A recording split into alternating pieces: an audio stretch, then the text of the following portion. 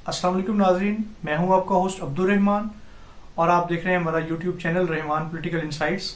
कुछ important developments नहीं आज और उनके बारे में आपको बताना था। नवाज शरीफ साहब वापस आ रहे हैं 21 अक्टूबर को। हम उनको वेलकम करते हैं।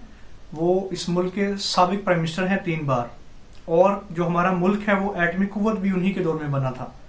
तो उनका अपना मुल्क है, उनको बिल्कुल आना चाहिए। जिस तरह से वो गए थे, स्टाम्प पेपर पे 50 रुपए का स्टाम्प पेपर था और अपनी जो उनकी डिजीज थी उसके बारे में उन्होंने मौक़िफ़ पेश किया था और उनको अदालतों से रिलीफ मिला था और उसके बाद उन्होंने ट्रैवल किया था। सो हम उनको वेलकम करते हैं। मेरे कुछ सवालात हैं नवाज शरीफ साहब से और उनकी जो पार्टी है मुस्लिम लीग नून से, कि जो उनका एक मौक़िफ़ है, असूली मौक़िफ़ है कि वोट को इज्जत दो, और वो 2018 में उन्होंने उस पर मकबूलियत भी बहुत हासिल की थी।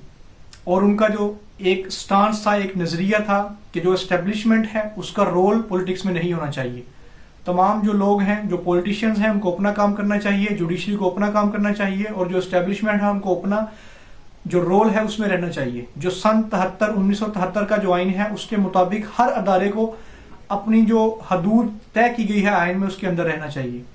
तो आज जो लोग आज बातें हो रही हैं कि नवाज शरीफ साहब जो डील के तहत वापस आ रहे हैं, तो उनको इस चीज़ को खुल के डिस्कस करना चाहिए कि वो जब बाहर गए थे तो किस तरह से गए थे और अब उनकी वापसी हो रही है तो वो क्यों हो रही है और किस तरह से हो रही है, किस डील के तहत हो रही है, और जो उनका असूली मौक़िफ़ है वो उससे पीछे हटे हैं या नहीं हटे, ये इनको क्लियर करना चाहिए।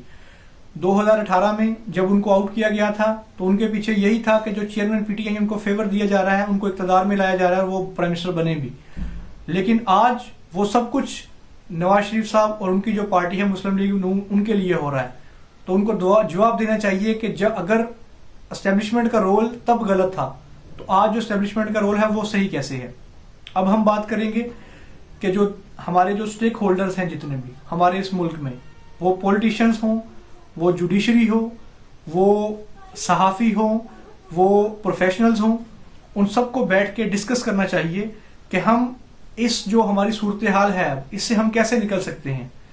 पॉलिटिकल इंस्टेबिलिटी है इस मुल्क में, इस मुल्क में रोजगार बहुत कम है, इस मुल्क में इन्फ्लेशन बहुत ज़्यादा है, इस मुल्क में लोग जो 90% आबादी है खता गुर्बत से नीचे है, इस मुल्क में एक्सपोर्ट्स जो हैं वो बतदरीज कम हो रही हैं, इस मुल्क में जो अनएम्प्लॉयमेंट है वो बढ़ रही है, इस मुल्क में महंगाई दिन ब दिन बढ़ रही है, इस मुल्क में जो प्रोफेशनल्स हैं वो दिन ब दिन बाहर जा रहे हैं, इस मुल्क में जो स्टूडेंट्स हैं वो दिन ब दिन बाहर जा रहे हैं।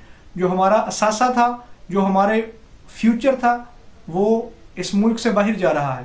सो हमें सोचना चाहिए, हम सबको बैठ के सोचना चाहिए कि इसकी वजह क्या है।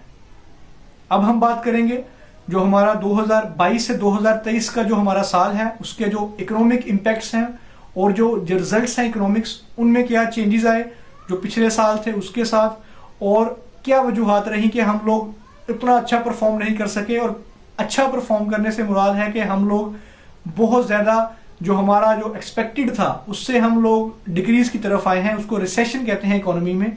हम रिसेशन की तरफ क्यों आए हैं, उसके बहुत सारे फैक्टर्स हैं। उसमें बहुत बड़ा फैक्टर जो है वो सिंध में जो फ्लड आए हैं उससे बहुत सारे लोग बेघर हुए हैं, उससे बहुत सारे लोग जो जिनको रोजगार के मौके फ्राहम थे उनसे वो मौके छीने गए हैं। और ये तो एक नेचुरल कैलेमिटी थी, उससे ये एक नेचुरल कैलेमिटी थी और उससे हम निपटे, हमने बहुत मदद की। हमारी जो अफवाज हैं, हमारी जो अदारे हैं, उन्होंने बहुत अच्छा रोल प्ले किया और जो वो टाइम था उसमें लोगों को खुराक, अद्वियात, बहुत चीज़ें पहुंचाई गई। कराची में बहुत सारी फाउंडेशन है, उसने भरपूर मदद की। अब बात करते हैं इन्फ्लेशन पे।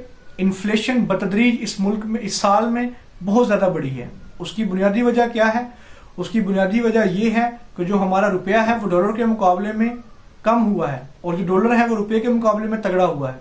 जब डॉलर हमारे रुपये के मुकाबले में तगड़ा होता है या मजबूत होता है तो हमें उसका क्या फ़र्क रहता है? तो हमारी जो खाने पीने की अशिया हैं, जो हमारी इंपोर्ट्स हैं, वो सारी उनकी वैल्यू बढ़ जाती है। और जो हमारी एक्सपोर्ट्स हैं, जो हमारे एग्रीमेंट्स होते हैं एक्सपोर्टर्स के, वो उसमें हमें वो नुकसान होता है। उससे क्या होता है, एक ओवरऑल जब एक्सपोर्टर डिस्टर्ब होता है, एक जो मिल इंडस्ट्री, टेक्सटाइल्स और जो दूसरी कंपनीज हैं जब वो इफेक्ट होती हैं तो उससे जो एम्प्लॉयज़ हैं उनको ले ऑफ्स होते हैं, उनकी जो इंक्रीमेंट्स हैं, उनकी जो सैलरीज हैं उनको हाफ मंथ की सैलरीज, कुछ ऐसी जगह है जहां पे 3-3 महीने की सैलरीज, कुछ ऐसी इंडस्ट्रियां 6-6 माह की सैलरीज उनकी पेंडिंग है। ये सारा इम्पैक्ट एक आम आदमी पे आता है। हमें इस चीज से कोप कैसे करना चाहिए, सारे इकोनॉमिस्ट को बैठना चाहिए, सबकी इनपुट लेनी चाहिए, उसके बाद एक वे फॉरवर्ड तय करना चाहिए। अगर हम कहें कि किसी एक पॉलिटिकल पार्टी के पास इस चीज का सोल्यूशन है तो वो मुनासिब बात नहीं होगी, क्योंकि पिछले 3 साल में तमाम पॉलिटिकल पार्टीज जो हैं वो इक़्तिदार का मजा ले चुकी हैं। अब किसी भी पार्टी का नाम ले लें, पीडीएम में तमाम जमातें शामिल थी, उससे पहले पीटीआई जो गवर्नमेंट में रह चुकी थी। सो अगर इनके पास सोल्यूशन होता तो अभी तक वो सोल्यूशन इंप्लीमेंट हो चुका होता। हमें ये चाहिए इन पॉलिटिकल पार्टीज को आपस में बैठें और हर अदारे का और पॉलिटिकल पार्टीज का, पॉलिटिकल लीडर्स का और जो जितने अदारे हैं 1973 के आइन के मुताबिक जो उनकी हदूदों को यूं तय की गई है वो उनके मुताबिक काम करें। आज तमाम बातों को हमें मुकम्मल तरीके से डिस्कस करना होगा कि क्या वजह है कि हमारा जो मुल्क है, जो तरक्की पजीर मुल्क है, जो तरक्की की राह पे गामजन था, उसका हाल आज ये है कि हमारे 8 से 10 लाख जो प्रोफेशनल स्टूडेंट्स, बच्चे जो बाहर चले गए हैं और जो इस मुल्क में हैं, उनको भी अपना कोई फ्यूचर नजर नहीं आ रहा। सो हमें होश के नाखून लेने चाहिए, हमें तमाम स्टेक होल्डर्स को बैठना चाहिए, इकोनॉमिस्ट को बैठना चाहिए, हर अदारे से इनपुट लेनी चाहिए, ताकि हम इस टाइम पीरियड को अच्छे से आगे अपना हम प्लान कर सकें। 3 साल या 5 साल के इस मुल्क को कैसे चलाना है। मेरी दुआ है कि ये मुल्क और जो इसके लोग हैं वो खुशहाल रहें, वो बाहिम्मत रहें।